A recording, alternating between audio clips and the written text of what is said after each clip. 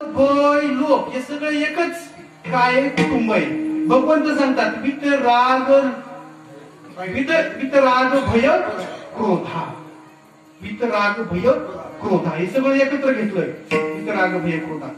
आणि मग संत जे संत आहेत महाराज त्यांच्या लक्षणामध्ये सांगतात की अशा प्रकारचा काम आणि क्रोध त्या ठिकाणी राहिलेला नाही. काम क्रोधा नाही चाली त्या ठिकाणी त्यांचं काही चालत नाही. नाहीतर एरवी आपण पहा एखादी थोडी गोष्ट घडू द्या, थोडी एखाद्याने चालताना आपण जेवायला बसतोय, आपण त्याचं काही संबंध नाही. आपण काय करतोय, जेवायला बसतोय आणि एक जण चप्पल घालून चालला पंक्तीतून, आपण त्याचा काही संबंध नाही, आपण ओळखत पण नाही, तरी काय होतं, त्याचा राग येतो आपल्याला. आपण काम करत संपलेत का आपल्या नाही संपलेलं.